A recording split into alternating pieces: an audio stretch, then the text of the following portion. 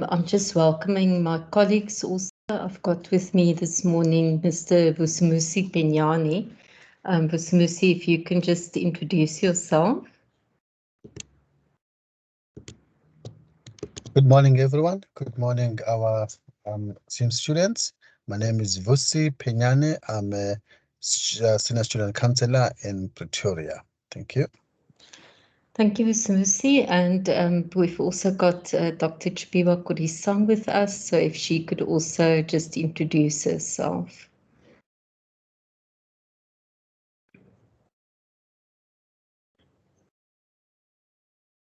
Okay, it seems like she will still be joining us. Okay. So again, a very warm welcome. I'm just going to share our presentation with you. As I said, I am Lisa Dazel and I'm from the UNISA Directorate for Counselling and Career Development. And this morning, what we wish to share with you is more information about the different support services that we offer to students. I'm just going to give you an overview of what we are going to share. And then once I've done that, my colleague, Mr. Pignani, will then start with the presentation. Okay, so what we are covering today is about the Directorate Counselling and Career Development. So we will be sharing with you all the different kinds of support services that we offer. We'll also be talking about getting started with your studies. So looking around, how do you commit to your studies? How are you spending your time? And also share some resources with you in terms of scheduling your year and provide you with some example time plans. Then we'll also be talking about mental health and study success, graduateness, as well as sharing online resources. And then, of course, very importantly, how you get a hold of a student counselor. So just some housekeeping. In the introduction, you noticed, just switch off your mics and your cameras. We will open the chat during the presentation so that you can post any questions. Please do not share any private information, for example, your student number, cell number on the chat. But you are welcome to share any questions you have that you would like us to answer during the session. And with that, Mr. Pignani, please go ahead and start with counselling and career development support. Said good morning to everyone, and I want to share with you what we offer at Counseling and Career Development, Directorate for Counseling and Career Development, and at UNISA. So that could be in the regions or in your provinces where you are, or could be in Pretoria. So the first thing that I want to mention or to say is that if you are a UNISA student, if you are registered a UNISA student, the services that we offer ourselves is confidential and free for you. So it's a free support that is given by the university to you. So we are here to assist you and to help you. And we do these services for especially prospective students, so students who want to join UNISA, the registered students, those who are already like you are registered at UNISA, and we also offer it for exit level students who are completing their qualification. It could be a 4-year qualification, could be a 3-year qualification, could be it could be a honors or a master's, but also offer those. So I'll talk a little bit later about those things. But let's return back to you. What can we do? We offer to you as a registered student at UNISA. So we're looking at helping you or supporting you in planning and managing your career development. Remember that you have a career that you are actually following and you want to follow. And our work is to support you is to help you to plan properly and to manage that career development.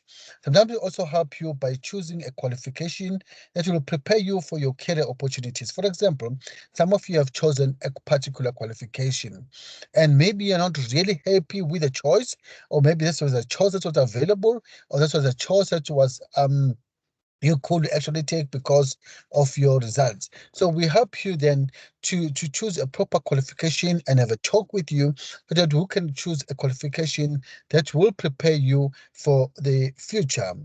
We also help you to manage your studies at UNISA. Okay, this is academic performance. It's very important that we are here at UNISA.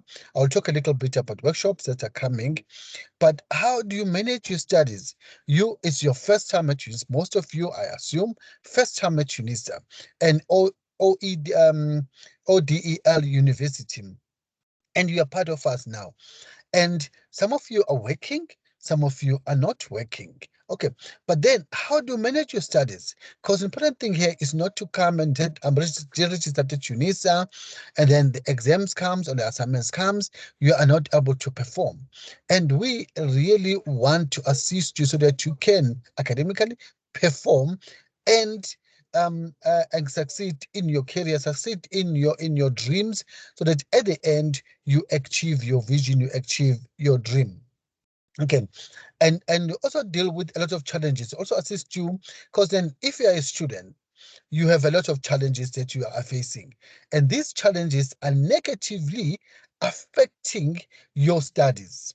Okay, not just these are challenges that you can deal with them. Some of them are negatively affecting your performance in your studies. For example, okay, there's this, for example, we're talking about anxiety. Some people have stress. Okay, they'll talk about the lack of support. They'll talk about marital issues or relationship issues. They'll talk about a lot of other stuff that are happening at home. Grieving. Some person who was very close to you has passed on, and maybe that person was supporting you, and you don't know how to continue. Some people are suicidal. They're thinking every day, why am I living? What's the purpose of me continuing to live? And we come in and saying we want to support you, because those negative thoughts, those way of thinking, are affecting the way you are studying, and now you are not able to perform. You're not able to do well in your studies because of these negative thoughts, and we are here to help you. And lastly, for those students who are, you know, at the verge of graduating or have graduated, and we assist you. And we assist you with a number of things. For example, some students don't know that you can book a mock interview with a student counselor. Okay, either in person or and online. But you have a work. We have an interview that is ready, and you have been invited to that interview. And before you go to the interview, consult us, talk to us and saying, guys, it's my first time going to interview, or I have been going for interviews, but then I'm not being called. I don't know why. So we can actually book a mock interview with you. We also, with the graduate nurse with employability skills, we talk about looking at your CVs. And I look at Twitter, I look at Facebook, I look at other things. People advertising their services. You can contact me, and I can work on your CV, revamp your CV, and you pay me 200 rand. And this service for you as a UNISA student is available for you. You just have to, we have workshops that we will talk about, but also you can make an appointment, and we look at your CV, we assist you with your CV, so that because the CV is there to talk on your behalf. You are not there. So when you send your CV can actually speak on your behalf to prospective employees.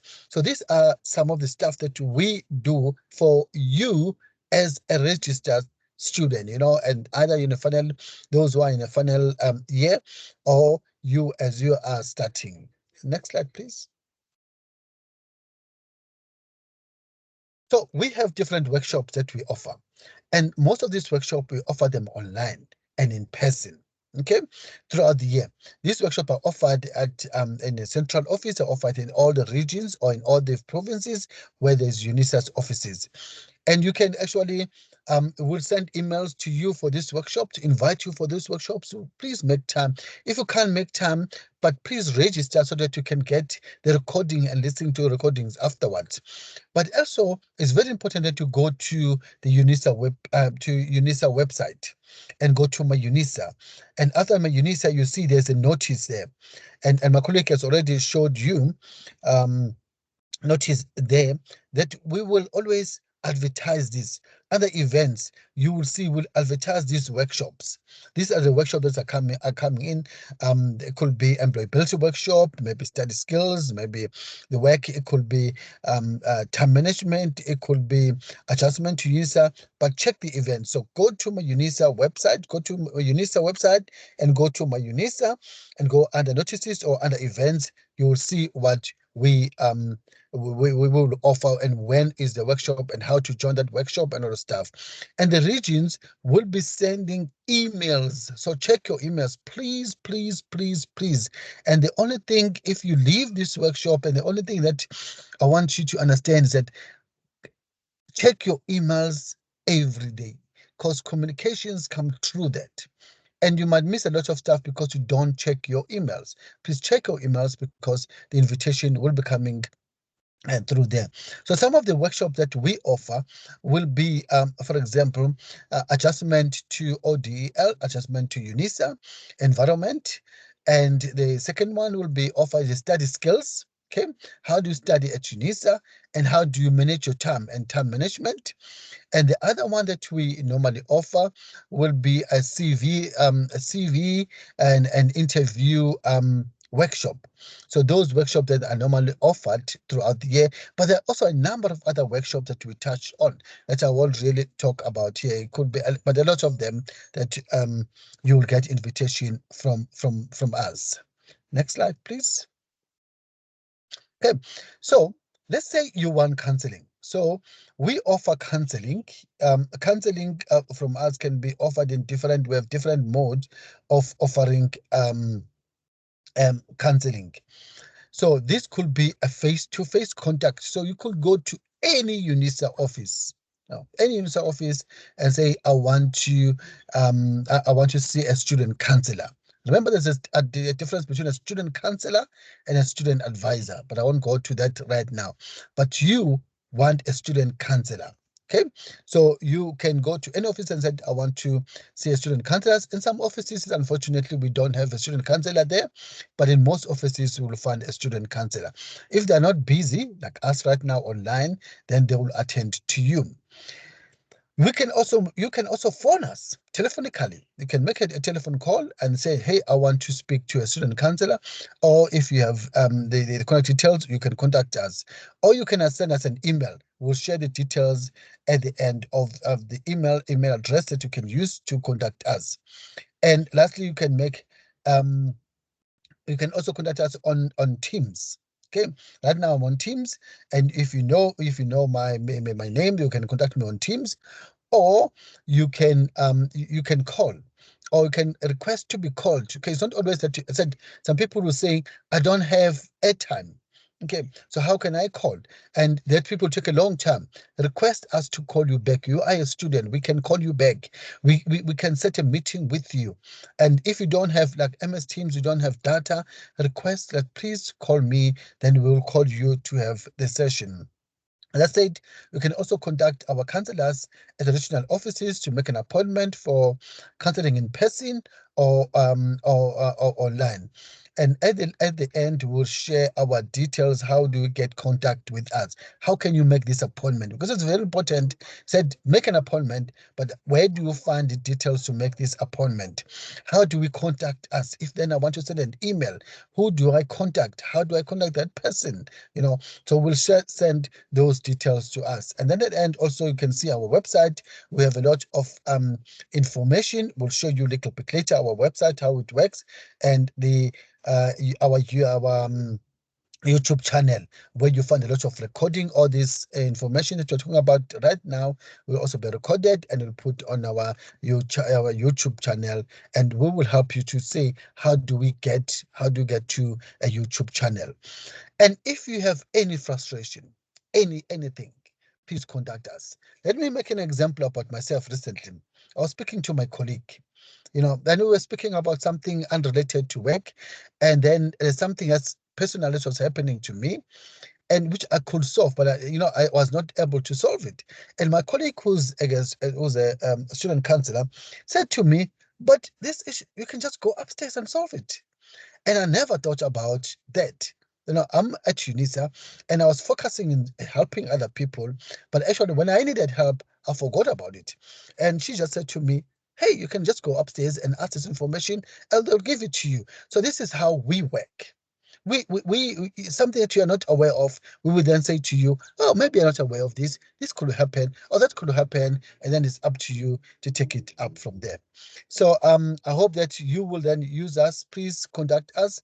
Please get hold of us. We will definitely assist you. But if you don't get hold of us, we don't know whether you need help or not. But if you need us, we will be there. Thank you.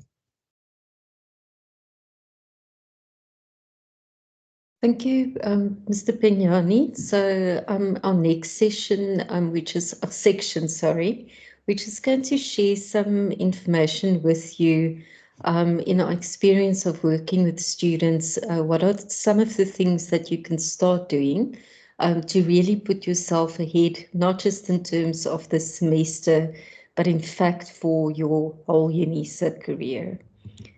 So the first thing that you could think about is, as you were deciding what to study and you are now registered or you waiting for your registration to be finalized, you need to take some time to think about how you will commit to your study process. And also, what are the things that you need to put in place to focus on your studies? So some of the questions that may help you to reflect, and it will actually be very useful for you to type these or write them down anywhere where you can save the answers to these reflection questions so that you can periodically refer back to them and also help you to reflect, how far you've come over a couple of months, over a year, over 3 years, and so forth. So some of the questions that you could think about: where are you now in terms of your career, your studies, or your personal circumstances? So really thinking about, as you are embarking on your study journey, where are you right now? What do you want? What would you like to achieve by completing your qualification? So it's very important for you to think about what your goals are. And linked to that would be, what are the outcomes? What are you hoping for once you have completed your qualification? How would your life be different? Then, once you've identified the goals or where it is that you are going, think about, what do you have to do to get there?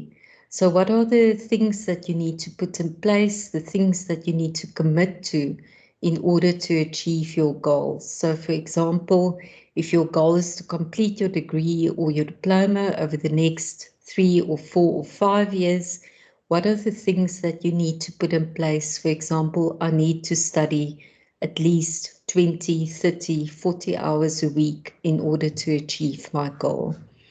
Then it's also important to remember that you come to this situation, to you studying at UNISA, already with resources that you might have in place.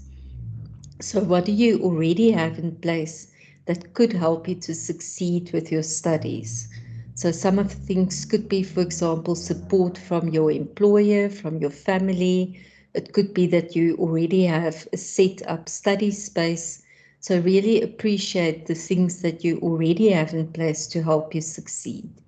And then, of course, it's also important to think about, what are the things that you do not have in place, but that you may hear about this week, that you would want to connect to support, for example, at UNISA, to help you succeed with your studies.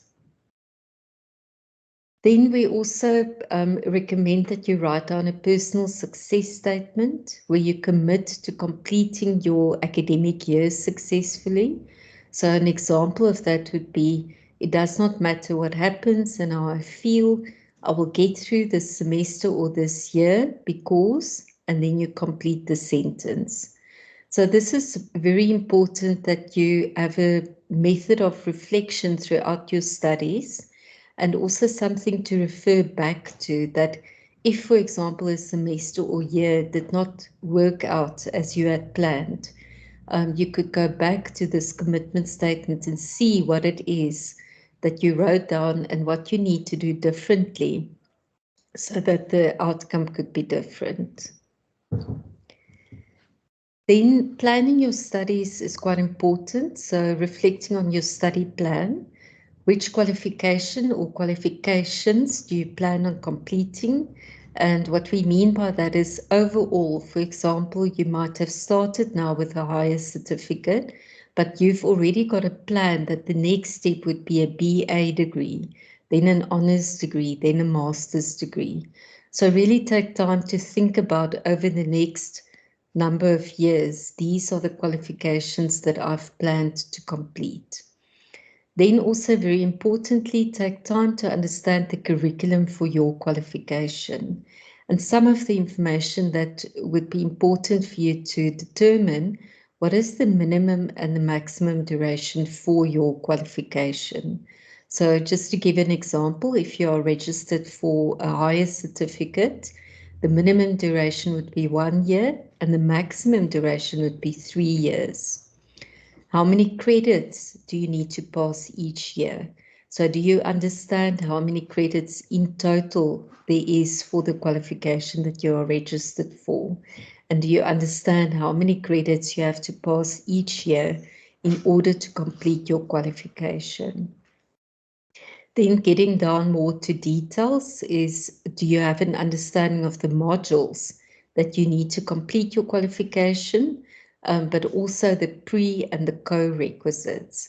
So for example, if you look at all the modules that you have to complete for your diploma or degree, have you understood that in order to do certain, let's say, second level modules, these are the first level modules that you first have to complete before you can start with some of the modules on second level.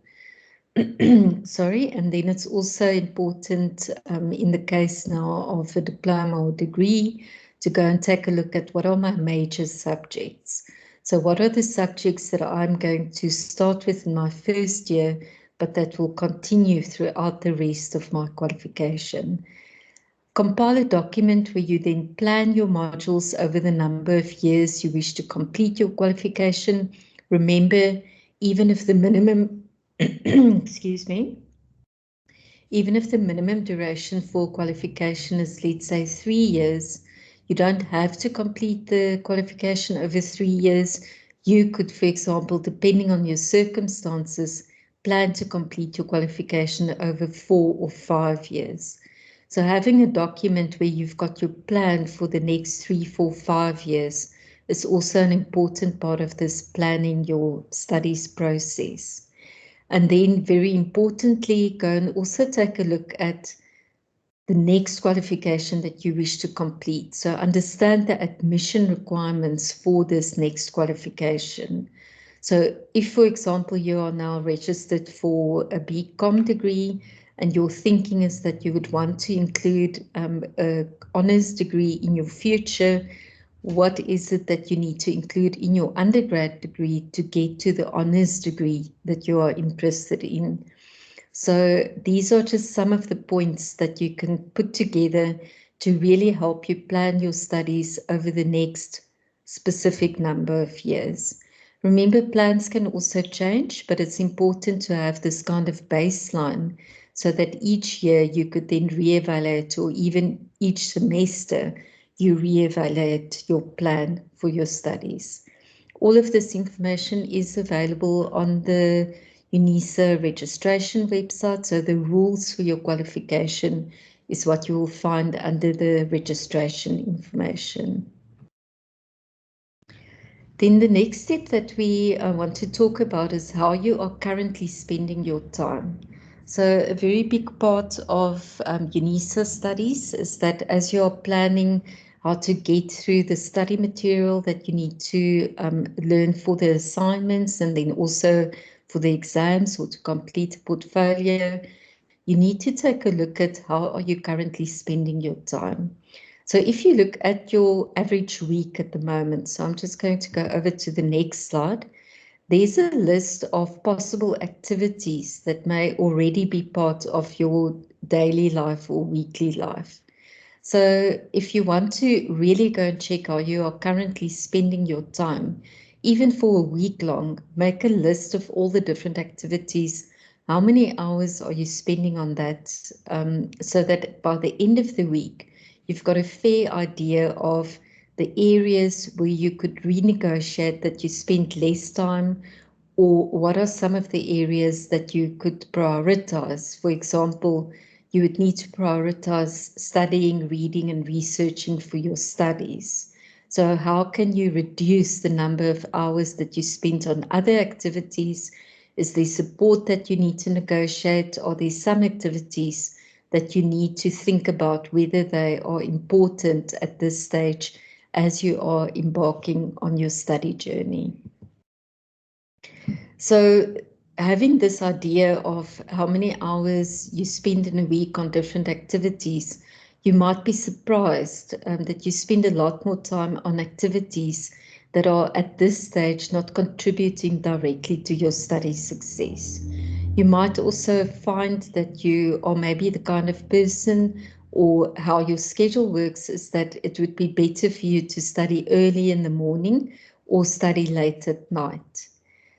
Although all of us wish that we had more time, the reality is that all of us have the equal number of hours in a day or in a week and a year. So the important thing to think about is how you spend the time that you have available. And time management strategies that we'll talk about would help you to use your time better, because you could then create a schedule that works for your time personality, but also works for your particular unique circumstances. Then when you register for modules, you might have seen it as you were reading through the information before you registered, that UNISA recommends that you spend about 4 to 6 hours per week on each year module that you are registered for, or then 6 to 8 hours per week for each of the semester modules that you are registered for.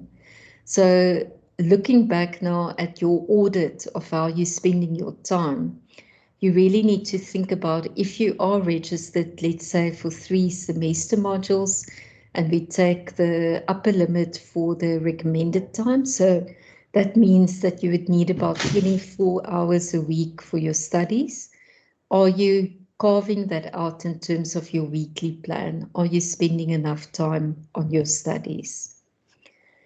Then, of course, it's important to remember that studies is not your only priority. You may also have a number of other commitments. So to avoid becoming overwhelmed or feeling out of control, it's very important for you to think about how you would structure your studies, because that also helps you to stay focused on what it is that you need to do.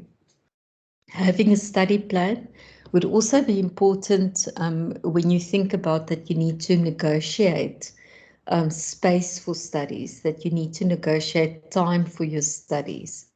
So who else needs to be informed about your study plan, so that those are the individuals that could help you with your studies. So we suggest that you draw up a weekly study plan, and I'll show you examples now. The study plan should include the work that you need to work through in your study guides, your study units. If you have additional prescribed books, also budget for reading and studying those relevant sections. If you have any additional materials, you also need to make time for that. You need to, of course, also schedule time for your assessments, as well as have an understanding of the exams. How many hours do you need to spend on exam preparation? or if you are doing a portfolio, for example, how much time do you need to set aside for that? So I've already now mentioned for 12 credit module, you would need to spend at least 120 hours working on the module. And that is then where UNISA got that recommendation of 4 to 6 hours for a year modules of 12 credits, or then 6 to 8 hours for a semester module of 12 credits. Okay, so here is an example weekly plan. So we can see that this person started with their planning at 4 o'clock in the morning where they're still sleeping, but from 6 to 8 they are during the week preparing and traveling to work. They are then working during the day. They've got traveling home, they've got chores that they have to complete at home. They've budgeted time for family. They even have time for watching some television or online movies, and then they sleep. So when we take a look at this example plan, it's important for you now to go and take a look at this is the as-is situation. But where do you need to schedule the time for your studies? You can download this document that will help you then to schedule your own weekly schedule and including enough time for your studies using the QR image that is now on the screen. So suggested study rosters, just quickly for a full-time studying student. So meaning this person is studying, they're not also working at the moment. So ideally this person has about 40 hours a week for their studies, and they are taking 10 modules for the year. So from 8 to 12, they've cycled the different modules that they are registered for. And then from 1 o'clock to 5 o'clock, they've got a second set of modules that they are also working through. And then on Saturdays, they've put aside modules, a review session where they would then go back to the work that they've done throughout the week, and that they would then review what it is that they have to do for the next week. And then perhaps on Saturday afternoons and Sundays, they then incorporating all the other activities and also resting. Then we've got an example of a part-time studying student. So the student is working either part-time or full-time, or they've got other commitments that they need to take care of. So they're doing maybe a few less modules a semester or a year, but they've then scheduled early morning study sessions from 4 o'clock to 6 o'clock. And then they also have study sessions maybe from 8 o'clock to 10 o'clock at night. So just using these examples, remember there are different ways in which each of us plan our studies, in which each of us plan the time that we have available for your studies. So we're trying to give you as many examples as possible so that you can find a way that works for you. How you schedule your time is also unique or depending on your preferences. So, for example, you could have a diary that you write down all your commitments for the week. You could have an online calendar that you use. So again, finding the way or maybe experimenting with one or two different ways and then really sticking to the one that works for you quite well. Then the QR code that's now on the screen, you can download a time management and study planner. I'll also share our website address later in the presentation. The time management and study planner is actually a document where we've put together different ideas of how you do a weekly schedule, how you do a monthly or a yearly schedule. But then also having different templates that could help you to manage your time more effectively. So we really encourage you to have some form of time management system, some form of structure that you use to take a look at and be realistic about how you are spending your time, how you are scheduling your time so that you've got enough time to spend on preparing for your assessments, but then also importantly for the exams. Then just some tips, create a designated study space. So it would be quite important for you to have some kind of space where you are comfortable. If you prefer to study in a quiet environment, then that space also needs to have that, but also minimizing distractions and interruptions. Then talking about distractions when studying from home or even in public spaces, you know that there are a lot of distractions. So again, thinking about what are the strategies that you need to put in place to minimize those distractions. So for example, switching off your mobile phone, communicating with family members or people who stay with you about your schedule. Then establishing a routine. I've already spoken about setting a schedule for yourself and sticking to it. Then we will talk to you about practicing self-care. So distance learning or any kind of studies can be quite stressful. So it's important for you to also make time to take care of yourself physically and mentally. So the basics are eating well, exercising regularly, but also getting enough sleep. It's also important for you to budget time to engage in activities that you enjoy. So things like hobbies or spending time with your family or important others. This also helps you to reduce stress and maintain a positive outlook.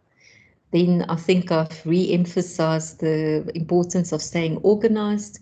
So really keep on top of tracking your assignments, your deadlines, what it is that you need to study. And then I spoke about using a planner or a digital calendar to help you stay organized. Then being proactive. So what this means is to really take ownership of your learning. Remember, there's nobody, or maybe there is somebody, you've arranged with somebody to be your accountability partner. But in the end, it's your responsibility or it's your task to go and sit down and study. And when you get stuck, it's very important that you be proactive in seeking out resources and support. Mr. Pignani mentioned earlier that if we don't know as a university that you are struggling, we won't be able to know what it is that we can do to support you. So really think about how you can be proactive and staying connected. So when you have questions, ask those questions. Make sure that you understand your study material before you move on to the next topic. And then if you struggle with anything related to your studies or aspects that are impacting on your studies, don't be afraid to seek additional support. So there's no such thing as a stupid question. All of us have to start somewhere, and you will find that by the end of your first semester or your first year, you would already have figured out quite a lot of things that you need to put in place to be a successful student. I'm now going to hand over to my colleague, Dr. Chipiwa Kodisa, and she's just going to talk to you about mental health and your study success. Thank you, Lisa. Thank you, Mr. Peñane. Thank you to the UNISA community joining us today. Of course, we can put all this in place, but if we forget about the person who will be studying, we then also fail ourselves. And that's why we started with the mental health as part of our planning. We can plan what we want to achieve. You are already registered. We can tell you how to manage your time. But one thing that is very important is your mental health, because your mental health affects all aspects of your life. If we don't reflect on how our actions affect our feelings and emotions, we neglect an integral part of our development. Already, when I was looking at some of the comments, I can pick up people are anxious, overwhelmed, and all that. That also is fundamental to your mental health, to think, how come I'm feeling very overwhelmed? What do I need to feel contained and trust that I can manage this process? Next slide. And I need to give this context to you. What is mental health? On the basis of mental health, it's thinking and feeling about our life that affect how we behave. I must emphasize that I am fully aware that we come from societies, communities, context where we sort of shy away from talking about our mental health because it might mean you are not strong enough, you are weak, or you might not be smart enough. You must, however, mental health challenges, remember this, mental health challenges do not discriminate. Anyone can experience mental health challenges. It does not mean anything about you as a person. It does not mean that you are weak. It does not mean anything related to your religious beliefs. It's important for us to also understand sometimes the anxiety we experience is because what we are doing is very important for us. How do we not make sure that the anxiety become debilitating to what we want to achieve? Why do we battle to talk about mental health challenges, as I mentioned earlier? Isolation. We are isolated because we are scared to be judged. We feel helpless and overwhelmed by the experiences. As UNISA, you might be reluctant to reach out because you think, how will they think about me? We also lack sensitivity to emotional experience. We normally respond in a logical way, practical way, or fixing things. Also, sometimes people are dismissive. I've been observing also some of this thing in the chat, how some of people are sarcastic to other people's comments. It could discourage people in the future to really think about, do I reach out? Do I become open? We ignore the impact of things. You might tend to ignore why you are feeling overwhelmed. It might be your first year at university. It might be your first year at UNISA, and you are very overwhelmed by distance learning. I saw someone saying, when do classes start? And I can imagine when we start talking to this person that you will be studying on your own, UNISA does not have classes, it might have a huge impact on you to say, did I make a mistake? Was this a wrong decision? Will I cope? And those impact must not be dismissed. We need a space to talk about how we are feeling since its impact on our performance. We also struggle to accept and deal with our pain. We also struggle to assess each other's pain. Therefore, it's important in this journey of our studies, we're going to experience a lot of challenges. How do we acknowledge them? How do we reach out? And how do we manage?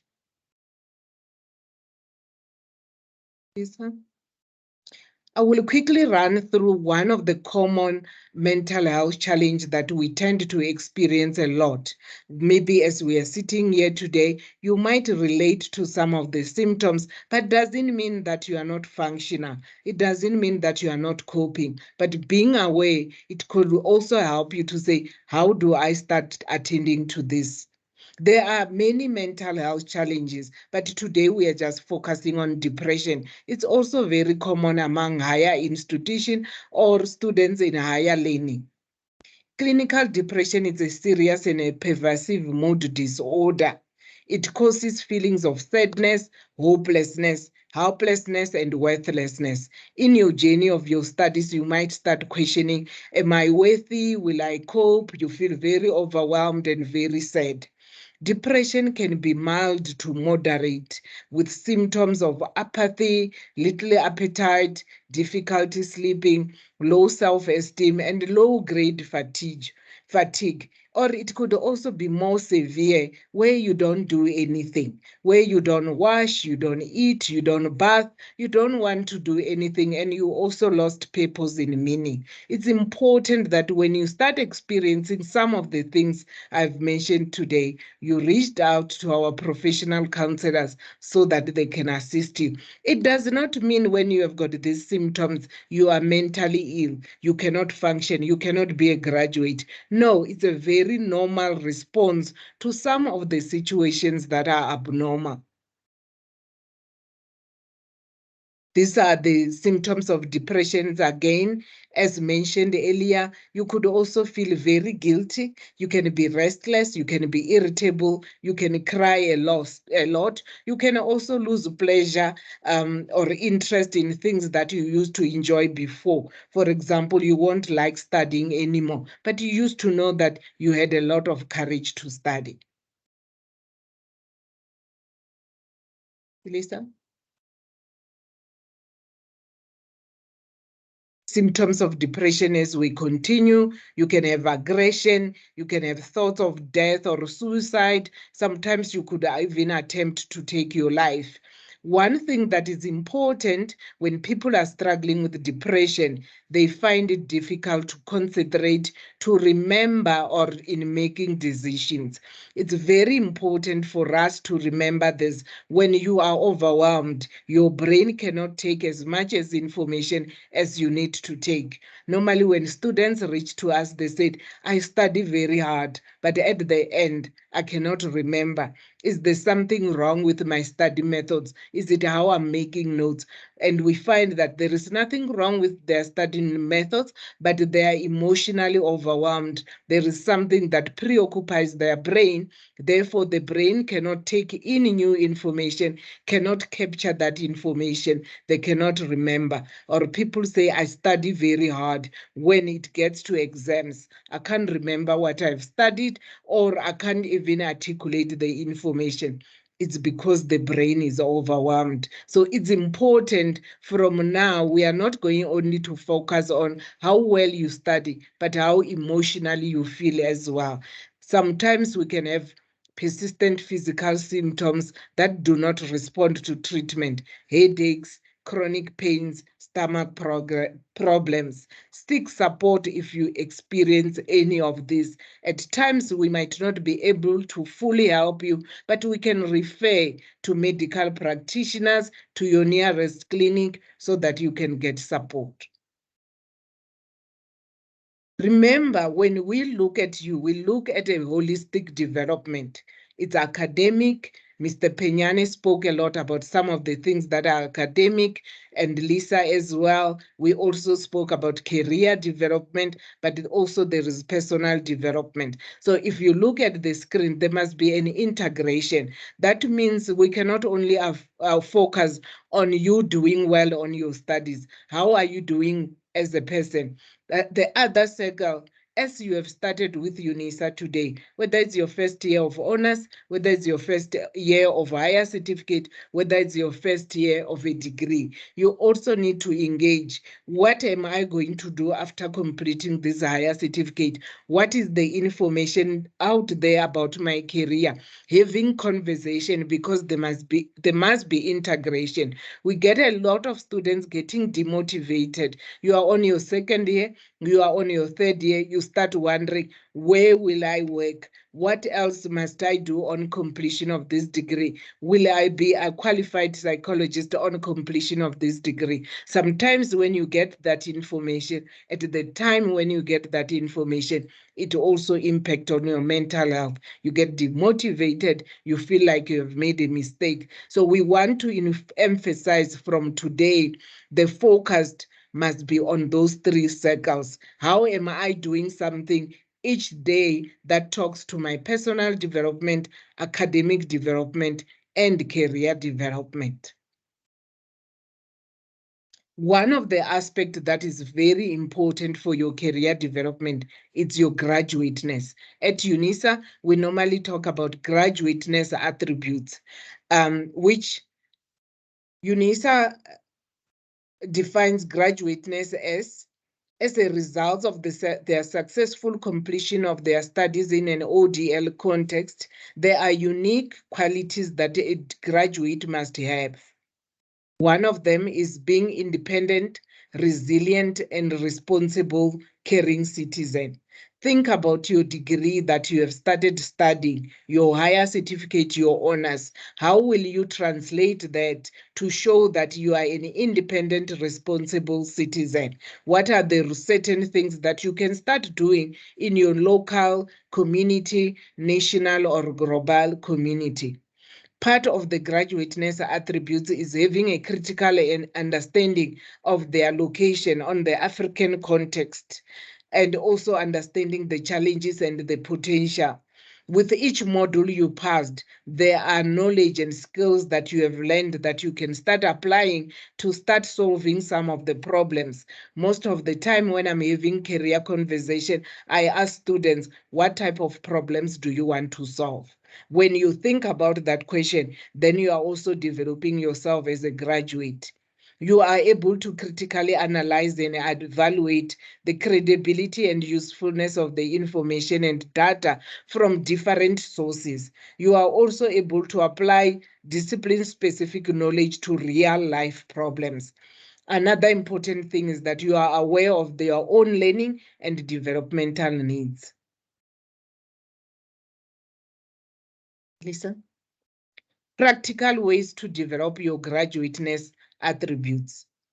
Independence, take some initiative for research topic beyond what is covered in material. Be curious. Set and achieve personal goals. Break down long-term academic and smaller short-term goals. Seek feedback and reflect on it. That's why it's important to have conversation with counselors where you can just talk about your journey. Resilience, think about the type of mindset you have when you experience challenges, but also preparing the opportunities. Cultivate coping strategies. Identify healthy coping mechanism such as exercise, mindfulness, and build a supportive network. To be really resilient, you also need to think about how you manage vulnerability. You also think about engaging in community work, participate in group work, team activities, talk to other students beyond an assignment so that you can know where they are, what they are doing, and what you can learn from that. We also spoke about critical understanding, diverse perspective, and developing some competency. When we talk about discipline-specific knowledge and problem solving, look at opportunities to apply certain concepts. It could be your local clinic, your local school, your local community organization. There is always something you can do, but it also shapes and broaden your knowledge, and you grow as a person as well. Lisa, you're going to talk about online resources now? Yes, thank you very much. I see that we've got 8 minutes left, so I'm just going to do a brief overview of the online resources that we have available for you. Remember that these resources are available any time of the day. And it's not that you would go and sit down for a week and work through all these resources, but it's a good idea for you to have an idea at least of what is available, that if you get stuck or if you need support for a specific aspect, you would know where to find the resources. So importantly, you can access our website on My UNISA. So a direct a link that you could bookmark is unisa.ac.za/counselling. And as you can see from our homepage, we have resources available linked to those circles that Dr. Kodisang shared with you. So there are resources available to help you with your academic development, with your personal development, as well as your career development. So for personal development, if we look at the personal development resources, there are resources available related to self-confidence, managing relationship issues, thinking differently about challenges. As you're studying, there are also issues of loss and grief. So for all of these different topics, we have different resources available. And when we talk about resources, these could be, for example, PDF documents, it could be videos, it could also be audio recordings that you could go and listen to. Then in terms of career resources, I'll just give you some examples of a series of brochures that we've got available for most of the study fields at UNISA. So for example, let's say you are studying accounting or criminology or environmental science, but there are many more available. there are these guides that you can use to help you prepare for different career opportunities. And then in terms of managing your studies more effectively, a lot of resources about what we talked about this morning, time management, but then also how to study. So for example, if you'd want to know more about different note-making methods, and then also managing study challenges, for example, your motivation. Again, there are a number of resources available on our website that could help you with that. Then on our YouTube channel, so it's youtube.com/UNISA Careers, we have recordings of different presentations, workshops, events that we've hosted over the past couple of years. So again, it's just a resource that you could be aware of. Go and take a look at what kind of recordings are available there, and go and further investigate the ones that you think you would need right now or in future to help you manage your studies more effectively. Then we always encourage students, and you have been encouraged this morning as well, to really reach out to us as soon as you have a challenge to discuss. But it's not just for challenges. It could also be that you are experiencing, for example, that your study journey is quite lonely. So you would need somebody else to talk to, and that is what the student counselors are there for. If you have a question to ask, you are welcome to email us. So our email address is counselling@unisa.ac.za. Ms. Pignani spoke about the online appointments that you can book on Microsoft Teams. So there's a link to the online appointment bookings. Then contacting a counsellor at your regional office. The regional centres will also be presenting throughout the rest of the week. But the regional centres is where you would then be able to see a counsellor in person. And then I've talked about the website and the YouTube channel.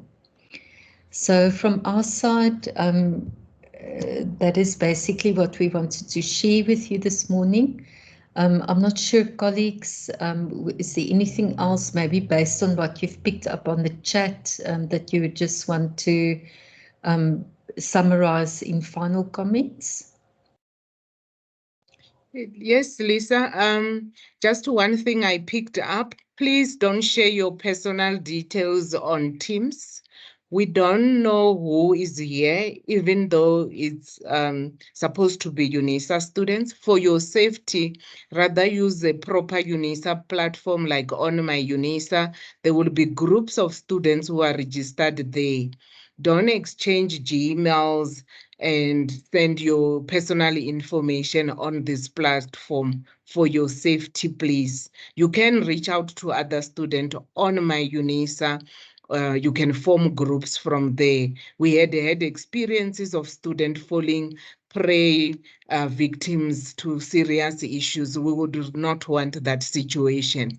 Please make sure you email us. When you send an email, send all your personal information, your student number, the qualification. Some of the matters we will refer them to other departments, but it's very important. If you are already registered, you have got my live email address.